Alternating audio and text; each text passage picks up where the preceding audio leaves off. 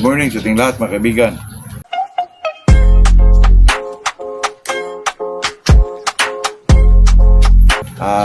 Merry Christmas po.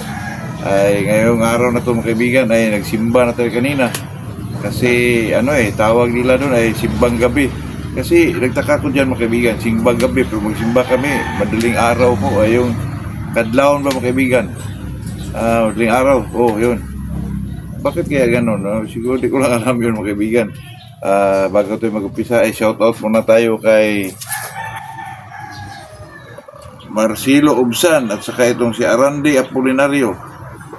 Itanong nitong si Marcelo Ubsan ay ano daw ang masabi natin dyan sa manok na panay ang tilao po. Ay ibig sabihin dyan mga kaibigan ay healthy po isang manok. Iba naman yung parang putak mga kaibigan, yung katulad ng mga radio po. Iba din yun at saka tanong din mga kaibigan na bakit daw yung manok niya ay pag binitaw ay medyo nangingitim yung mukha po. Yun din ang tawag din mga kaibigan na sa baga. Yung iba naman pag makainom ng tubig medyo mangingitim din. Sakit sa baga pa rin yun mga kaibigan. Kaya wala nang gamot dyan mga kaibigan. Ang lang dyan talaga ay wala talagang gamot dyan mga kaibigan. Hindi naman katulad dyan sa tao na piling operahan niya, kunin yung baka. Yun lang po talaga mga kaibigan. Talaga pabayaan na lang natin yan. May mga manok naman akong ganyan dati mga kaibigan. Nahalo naman po.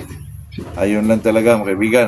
Itong araw na to ay talagang ay araw ng ating Panginoon na medyo ay sinilang siya. Hindi naman tayo dyan obligado mga kaibigan na magsimba ka talaga. Para ang pinaka lang din talaga mga kaibigan na talagang marunong tayong magpatawad. Tsaka hindi tayo magtanim ng galit sa ating kapwa-tao po. Yun lang ang pinaka base na dyan mga kaibigan. Yung marunong ka magpatawad at saka hindi yung katulad mga bisaya mga kaibigan na magbungol na yun. Iwasan natin yun mga kaibigan para bilang isang magmamanok naman talaga ay talaga sikapin natin yung ganun mga kaibigan na huwag tayo magtanim ng galit o sama ng loob sa ating kapwa-tao po. Lalo na yung mga kaibigan, yung medyo tayo parang hindi tayo marunong magpatawad po. Nako, iwasan natin yung mga kaibigan kasi stress pa tayo at saka medyo nagkasala pa tayo dyan po. Sa atin naman dito mga kaibigan ay talagang ito lang talaga ang ating ang ating nakuha bilang isang Kristiyano po sa araw ng Pasko at saka sa naman kaibigan, yung New Year, dumating na New Year po, yun talaga mga kaibigan, wala nang natin, at saka enjoy ng hilig natin bilang isang magmamanok po. At saka nag-vlog lang ako mga kaibigan kasi medyo na ako kanina mga kaibigan, medyo tinitingnan ko po yung makuha nating area doon sa may area na tayo mga kaibigan, pero hindi ko pa kasi kailangan pa natin ng pira, magpabakod tayo dyan. Gawa tayo ng net, gawa tayo ng parang medyo magastos pa rin po. Kaya medyo hindi ko pa pero madali lang yun mga kaibigan kasi mayroon nag-usap na kami sa may-ari po.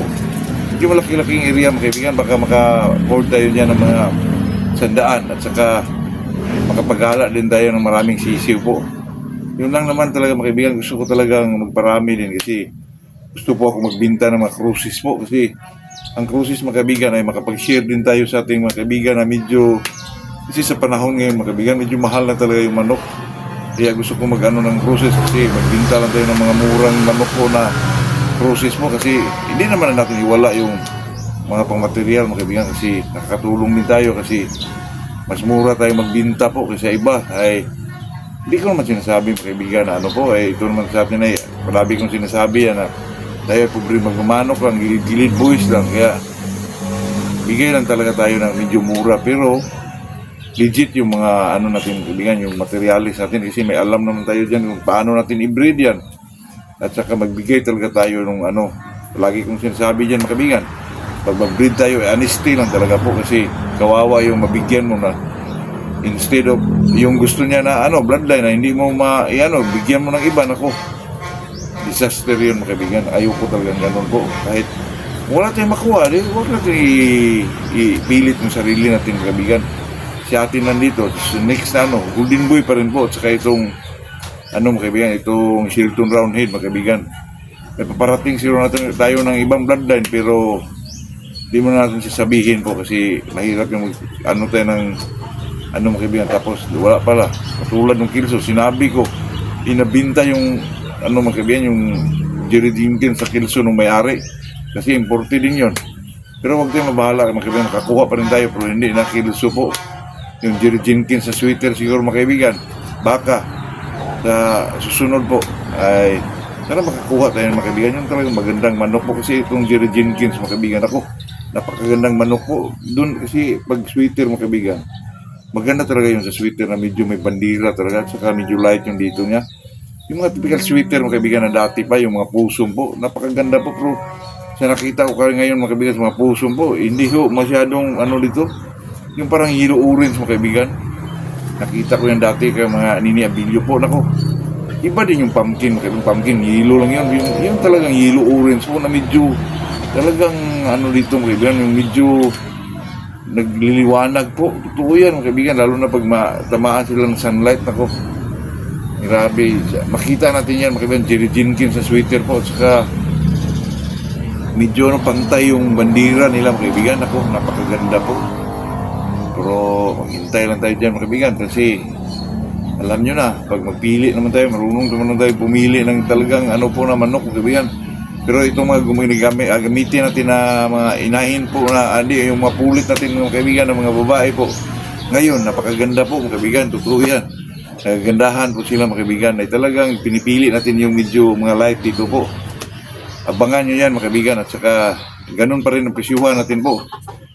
So mga next na ano siguro na, maka-national siguro na tayo mag-umpisa mga kaibigan.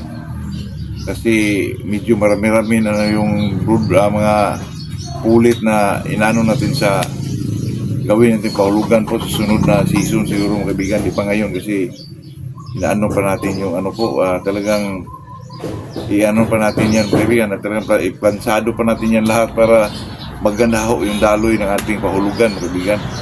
At saka piliin natin yung video talagang yung maganda siya ba mga kaibigan kasi tayo mapiktuhan po.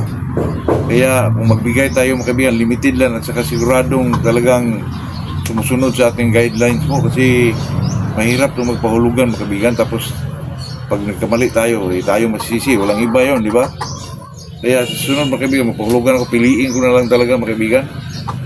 Baka baka depende na lang yun sa baka mag tayo ng reservisyo na 1,500 o 1,000 para talaga ituloy mga kaibigan kasi nahirapan ako nito ngayon nga kahit kunti lang.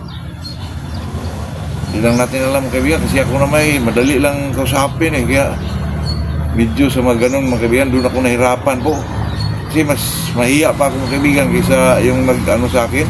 Totoo yan tayo naman po hindi naman tayo mga kaibigan kasi hindi naman tayo big time, bukot-bukot din tayo mga kaibigan kaya yun lang po. Yun lang ating may share sa araw na to. Magandang umaga sa ating lahat at saka Merry Christmas mga kaibigan and Happy New Year po. Sana masaya tayong lahat mga kaibigan sa araw ng Pasko at saka bagong taon po. Merry Christmas sa ating lahat po.